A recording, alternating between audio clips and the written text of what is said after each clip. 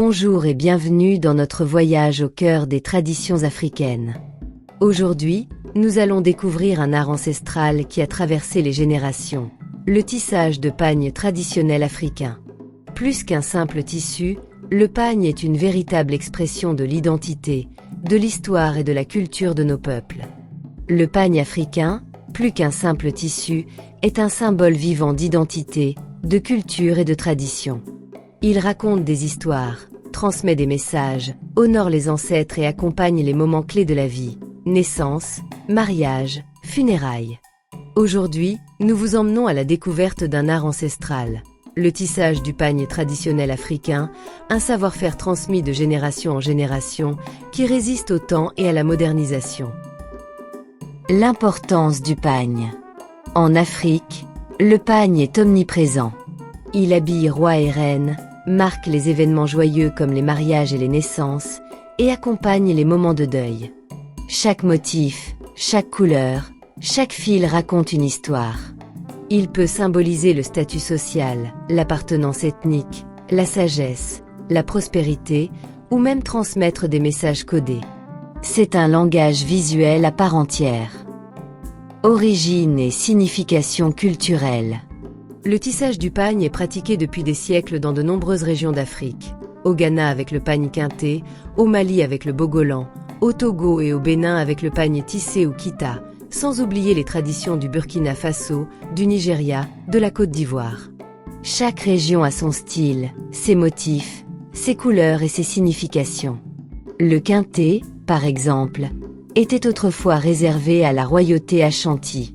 Le bogolan malien, teint à base de boue fermentée, raconte l'histoire du peuple Bambara. Le pagne tissé au Togo, souvent réalisé sur des métiers traditionnels à pédales, est prisé pour sa finesse et sa beauté. Au-delà de l'esthétique, chaque motif a une signification. Il peut symboliser la paix, la bravoure, la prospérité ou encore l'unité.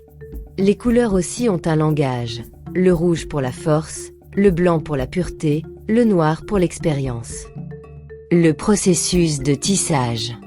Le tissage est un processus long, minutieux et profondément artistique.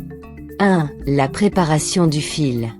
Tout commence par la sélection du fil, souvent en coton, parfois en soie. Le fil est lavé, étiré, puis teint selon les besoins. Dans certains cas, des colorants naturels sont utilisés, feuilles, écorce, boue ou indigo. 2. Le montage du métier à tisser. Le métier à tisser traditionnel est souvent en bois. Il peut être fixe ou mobile.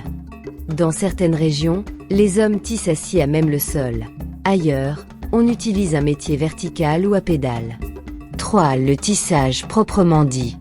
Le tisserand passe des heures, parfois des jours, pour créer une seule bande de pagne, appelée fente ou bande. Ces bandes sont ensuite cousues ensemble pour former un pagne complet. Chaque passage du fil de trame entre les fils de chaîne est un geste maîtrisé. Le rythme du métier, le claquement du peigne, la régularité du tissage, tout est harmonie. Le rôle des artisans. Les tisserands sont des artistes. Ce sont souvent des hommes dans certaines cultures, bien que les femmes y jouent aussi un rôle essentiel, notamment dans la préparation des fils, la teinture ou le tissage sur de petits métiers. Leur savoir-faire est souvent transmis de père en fils ou de mère en fille. Dès l'enfance, on apprend à respecter le fil, à lire les motifs, à ressentir le tissu. Ce métier demande patience, créativité et une grande rigueur. Un défaut de quelques millimètres peut déformer tout le motif. Mais au-delà du travail manuel, le tisserand est un gardien de la mémoire. À travers ses créations, il raconte l'histoire de son peuple, exprime sa vision du monde et continue une tradition millénaire. Le pagne aujourd'hui. Malgré l'industrialisation du textile, le pagne tissé traditionnel continue de séduire. Il est prisé pour les grandes cérémonies, porté avec fierté lors des événements culturels et de plus en plus intégré dans la mode contemporaine.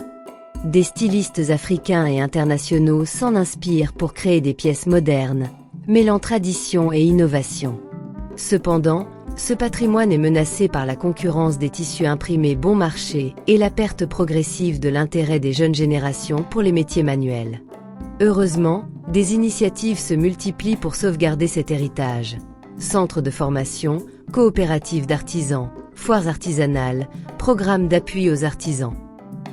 Pour conclure cette partie, notez que le pagne tissé est bien plus qu'un tissu.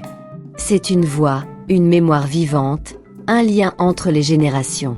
Soutenir les artisans, acheter local, transmettre le savoir, autant d'actions qui permettent de préserver ce trésor culturel unique. Car tant que les métiers à tisser résonneront dans les villages africains, l'âme du pagne continuera de vibrer. Laissez vos impressions, vos questions en commentaire et abonnez à la chaîne pour être informé et recevoir la prochaine vidéo.